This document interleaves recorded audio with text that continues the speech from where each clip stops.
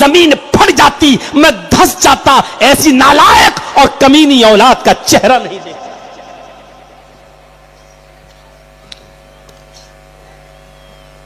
दूसरी हदीस में अल्लाह के नबी सल्लल्लाहु अलैहि वसल्लम ने फरमाया, इब्ने माजा के अल्फाज हैं, अर्रिबा सबऊन हुबन, सूद और ब्याज के 70 गुनाह हैं। सूद और ब्याज के 70 अजाब, 70 गुनाह हैं। जहन्नम में उसकी 70 अजाब हैं। सूद और ब्याज खाने वाले के 70 गुनाह। सबसे हल्का क्या है?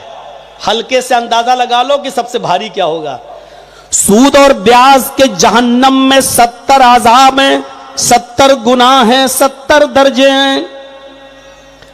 ऐसरुहा अयन के हर्रजुलुमहु, सबसे हल्का गुनाह, सबसे हल्का दर्जा, सबसे हल्का अजाब उसको सूद और ब्याज का ये होगा जैसे किसी ने अपनी मां के साथ निकाह कर लिया हो।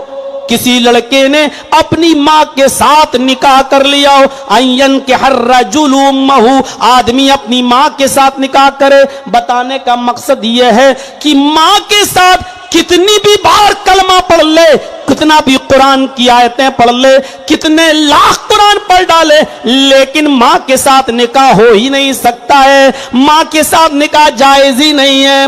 निकाह मां के साथ, मतलब जिस तरह मां के साथ निकाह करने से निकाह नहीं होता है, उसको हर हाल में ना।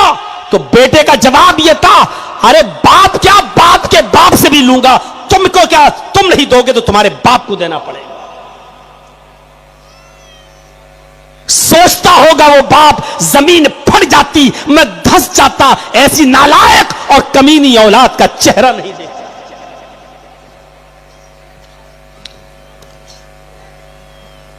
दूसरी हदीस में अल्लाह के नबी सल्लल्लाहु अलैहि वसल्लम ने फरमाया, इब्ने माजा के अल्फाज हैं, अर्रिबा सबऊन हुबन, सूद और ब्याज के 70 गुनाह हैं। सूद और ब्याज के 70 अजाब, 70 गुनाह हैं। जहन्नम में उसकी 70 अजाब हैं। सूद और ब्याज खाने वाले के 70 गुनाह। सबसे हल्का क्या है? हल्के से अंदाजा लगा लो कि सबसे भारी क्या होगा। सूद और ब्याज के जहन्नम में 70 अजाब हैं, 70 गुनाह हैं, 70 दर्जे हैं। ऐसरुहा अयन के हर्रजुलुमहु, सबसे हल्का गुनाह, सबसे हल्का दर्जा, सबसे हल्का अजाब उसको सूद और ब्याज का ये होगा जैसे किसी ने अपनी मां के साथ निकाह कर लिया हो। किसी लड़के ने अपनी मां के साथ निकाह कर लिया हो। अयन के हर्रजुलुमहु, आदमी अपनी मां के साथ निकाह करे। बताने का मकसद यह है कि मां के साथ कितनी भी बार कलमा पढ़ ले, कितना भी कुरान की आयतें पढ़ ले, कितने लाख कुरान पढ़ डाले, लेकिन मां के साथ निकाह हो ही नहीं सकता है। मां के साथ निकाह जायज ही नहीं है। निकाह मां के साथ, मतलब जिस तरह मां के साथ निकाह करने से निकाह नहीं होता है, उसको हर हाल में निकाह के बाद भी जिना माना जाएगा। तो जो शख्स अपनी सगी मां के साथ जिना कर ले, उसको जहन्नम में जो सजा दी जाएगी, ये सूद और ब्याज के खाने वाले का सबसे हल्का अजाब होगा। इसके बाद 69 अजाब और हैं। मौलाना कलेजा भी निकाल दोगे आप अपना, तब भी हम सुन तो लेंगे लेकिन मानेंगे नहीं। अरे तुम 25 साल से आ रहे हो, अब तक नहीं माना तो अब क्या मानो? नहीं मानो, हम तो बोलते ही रहेंगे।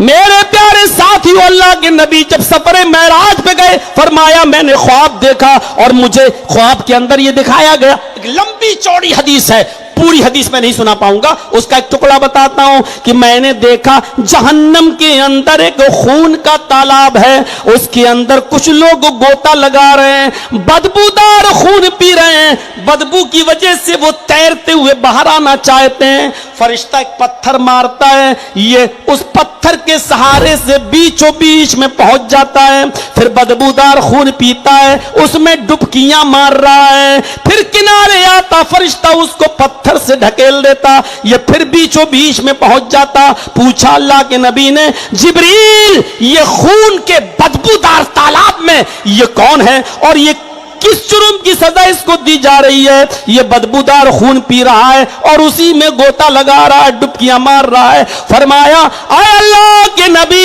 ये वो लोग उसको जहन्नम में जो सजा दी जाएगी, ये सूद और ब्याज के खाने वाले का सबसे हल्का अजाब होगा। इसके बाद 69 अजाब और हैं। मौलाना कलेजा भी निकाल दोगे आप अपना, तब भी हम सुन तो लेंगे लेकिन मानेंगे नहीं। अरे तुम 25 साल से आ रहे हो, अब तक नहीं माना तो अब क्या मानो? नहीं मानो, हम तो बोलते ही रहेंगे।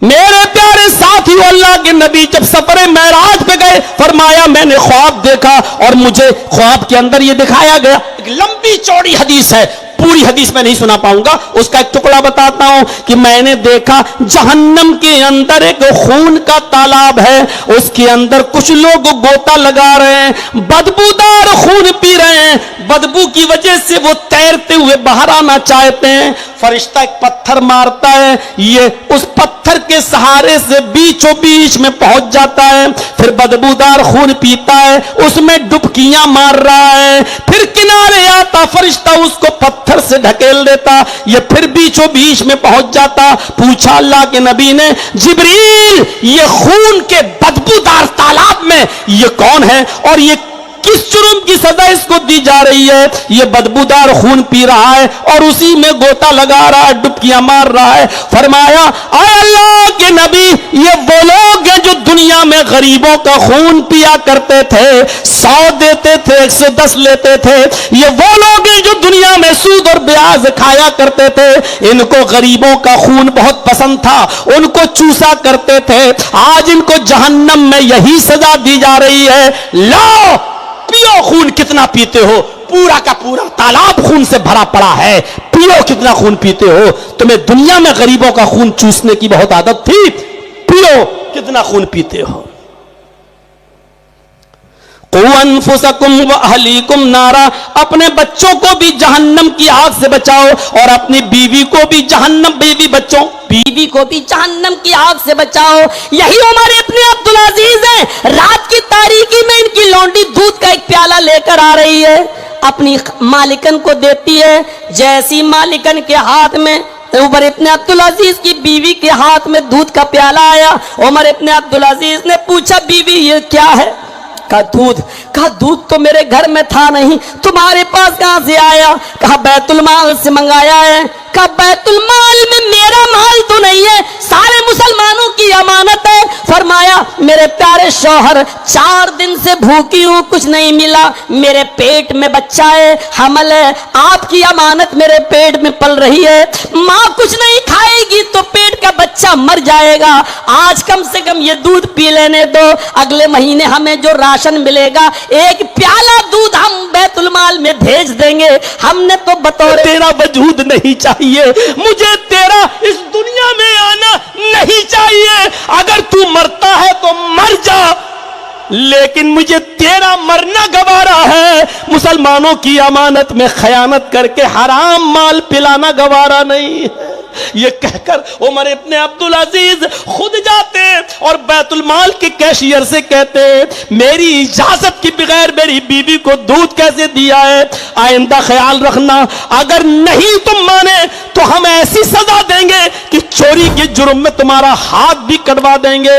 मेरी फैमिली क्यों ना हो, तुम जीते जी पूरी जिंदगी में तुम्हें कोई और नहीं मिला, सिर्फ उमर इब्न अब्दुल अजीज का घर ही मिला था इनके घर वालों को जहन्नम में ढकेलने के लिए। तुम्हें कोई और नहीं मिला था, तुम्हें उमर इब्न अब्दुल अजीज का खानदान ही मिला था कि इनको जहन्नम में ढकेलो। आइंदा ख्याल रखना मेरे भाइयों, इन कर्ज मांगा है हमने, उधार लिया, कर्ज के तौर पर लिया, अगले महीने दे देंगे।